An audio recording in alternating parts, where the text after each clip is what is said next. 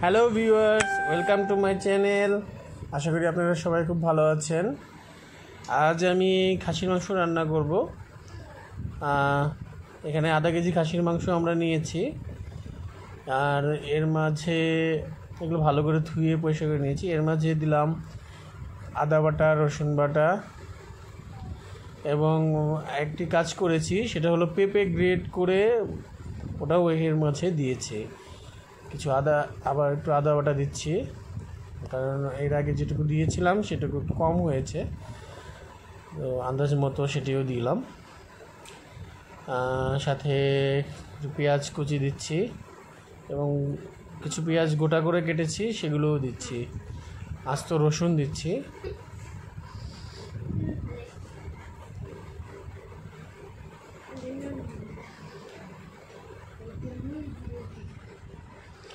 কাঁচামরিচ মাঝখান দিয়ে ফালি করে দিলাম।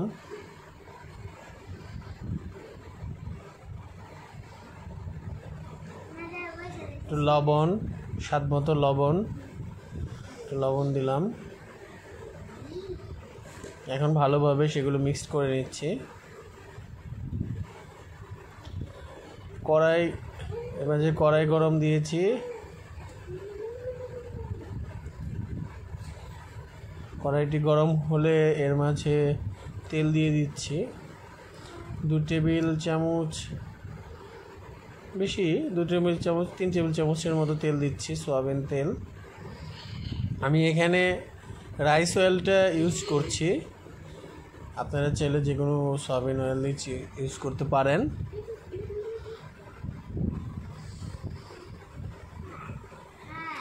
তো জিরা দিচ্ছি।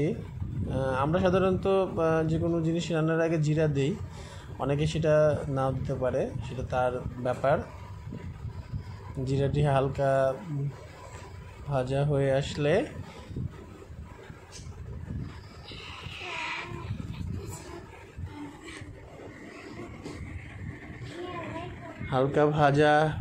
আসলে আমরা মাংসগুলো দিয়ে দিব।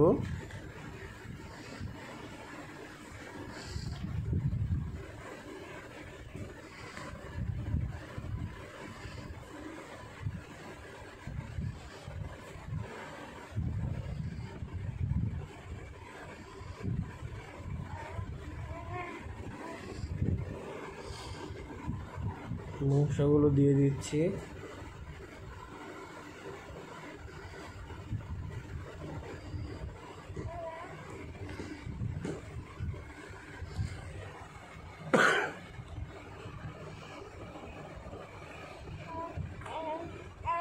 ভালোভাবে মাংসটিকে কষিয়ে নিতে হবে।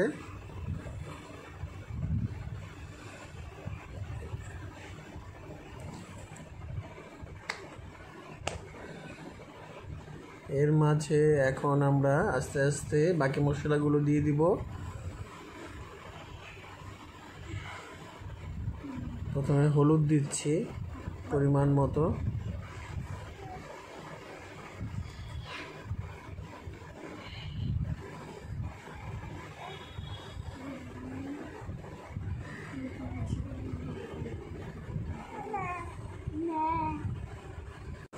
মশলাগুলো দিয়ে ভালোভাবে মিশিয়ে নিতে হবে।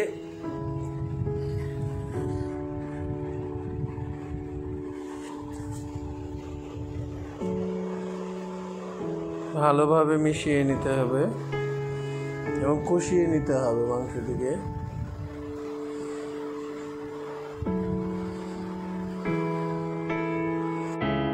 ভালোভাবে কষিয়ে নিতে হবে। এর মাঝে আমরা আরো কিছু মশলা দিব। সেই মশলাগুলি হচ্ছে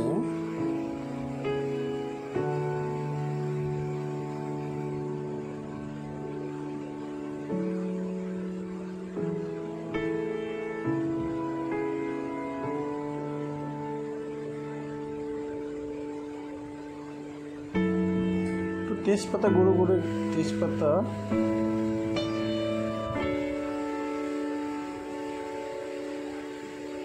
একটু ধনিয়া গুঁড়া,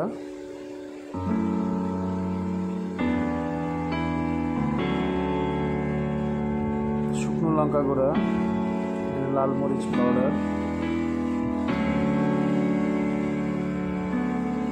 আর একটু হলুদ,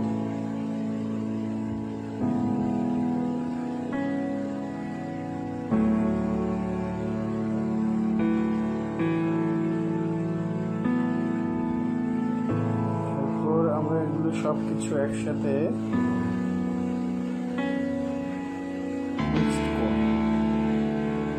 একটু গোটা গরম মশলাগুলো গোটাগুলো দিলাম।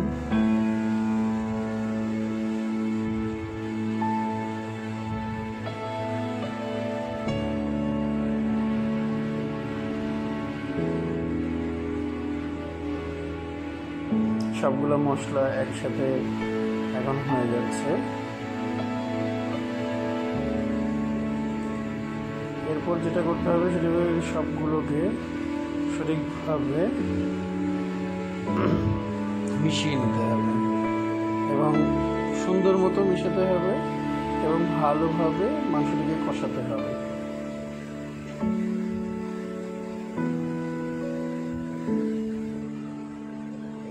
যত ভালো কষানো হবে মাংসের স্বাদ ততই ভালো হবে, এটা আমার থিঙ্কিং।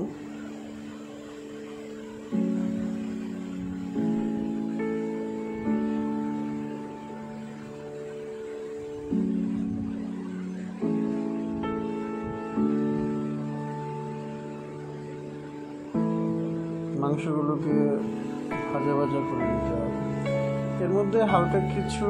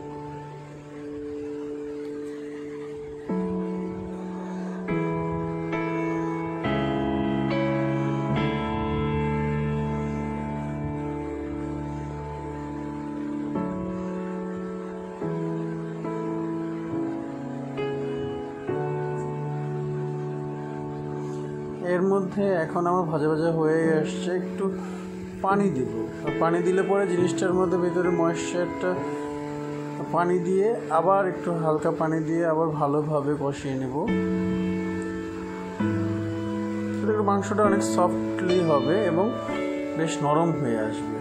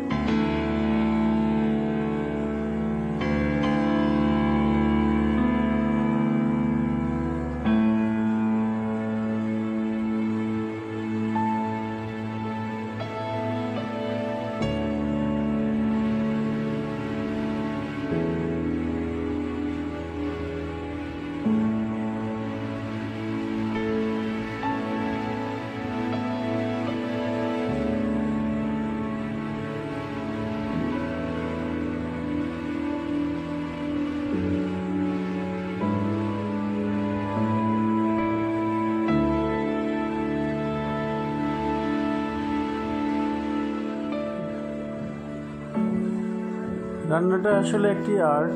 রান্নাটাকে খুব সুন্দরভাবে মনোযোগ দিয়ে ভালোভাবে রান্না করলে যে কোনো রান্নাই অনেক টেস্টি হয়। তো রান্নাটাকে সবসময় শিল্প ভাবাই উচিত। কখনো দায়িত্ব মনে করা উচিত না, কারণ রান্নাটাকে শখের বশে এবং রান্নাটাকে খুব আনন্দের সহিত করা উচিত। ভালোভাবে কষিয়ে নিতে হবে। যে পানি, এই তো আমার পানিটা কিছুটা শুকিয়ে এসেছে, আর একটু শুকাবে। আমি আরও একটু ভালোভাবে জিনিসটাকে রান্না করতে হবে, ভালোভাবে কষাটা হয়ে যায়। খাসির মাংসে আসলে কষাটাই সবচেয়ে বড় একটা ব্যাপার।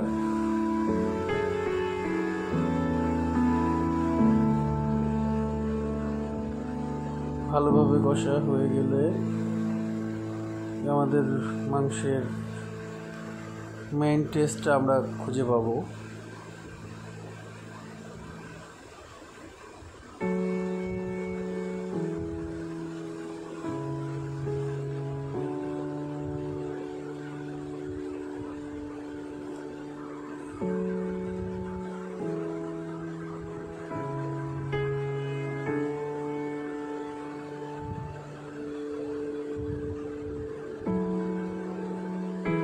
অনেকটাই শুকিয়ে গিয়েছে পানি।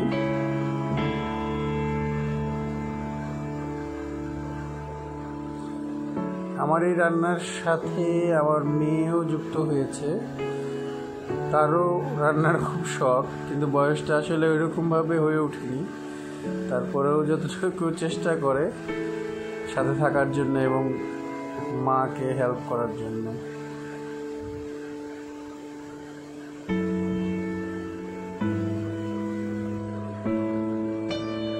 আমি এখানে আলু এবং পেঁপে অ্যাড করলাম, কারণ আমি এটাকে কষা করে রান্না করব না, আমি একটু ঝোল রেখে চেষ্টা করব। কারণ ঝোল রেখে এটাকে পেঁপে আলুর মাধ্যমে রান্না করব।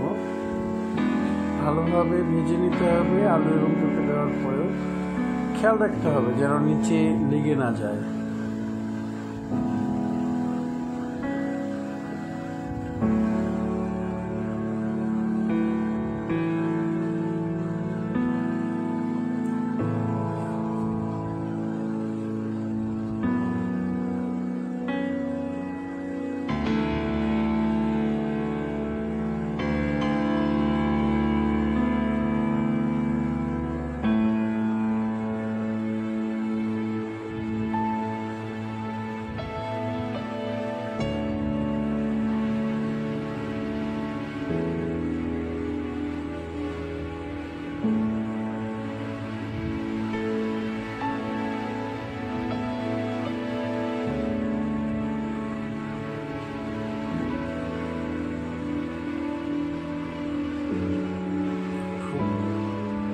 ভালোভাবে নাড়াচাড়া করতে হবে, কারণ নিচে লেগে গেলে পোড়া পোড়া গন্ধ হয়ে যাবে, তখন মাংসের টেস্ট মাংস টেস্ট থাকবে না।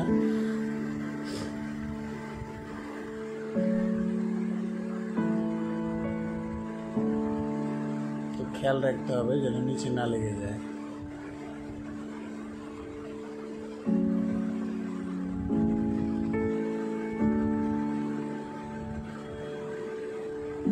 আমার ভাজাটা হয়ে এসেছে। এখন আমি এখানে পরিমাণ মতো পানি অ্যাড করব। আমার যতটুকু প্রয়োজন ততটুকু আমি পানি এখানে অ্যাড করব।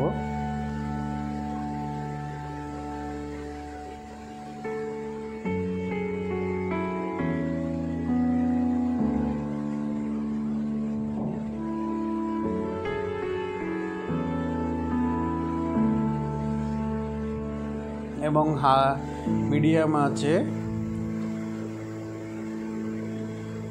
মিডিয়ামের থেকে একটু হাই করে এখন এটিকে কিছু সময়ের জন্য রান্না করব।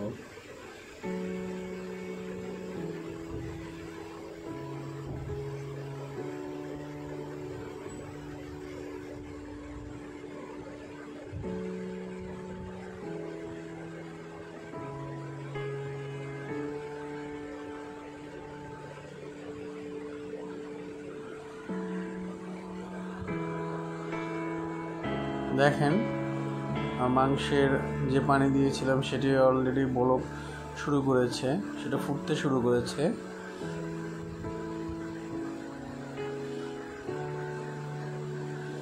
এবং সেটি পানিও আস্তে আস্তে কমতে শুরু করেছে।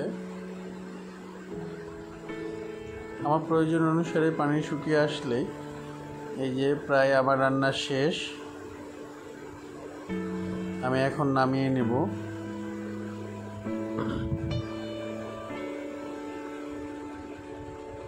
আশা করি আমার রান্নাটি আপনারা সবাই দেখবেন এবং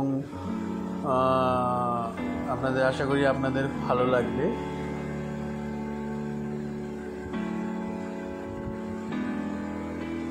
আসলে আমি রান্না ওইভাবে প্রফেশনালি আসলে আমি তো আর রাঁধুনি নই, শখের বসে আমি মাঝে মাঝে রান্না করে থাকি। সেই রান্নাটিকে দেখলে আমি অনেক চেষ্টা করেছি যে একটু ভালো করার জন্য, জানি না বাকিটা আপনাদের উপর। আমি এখন নামিয়ে নেব। এই যে আমি নামিয়ে নিয়েছি। তো ভালো থাকবেন সবাই, সুস্থ থাকবেন আর আমার জন্য বেশি বেশি দোয়া করবেন।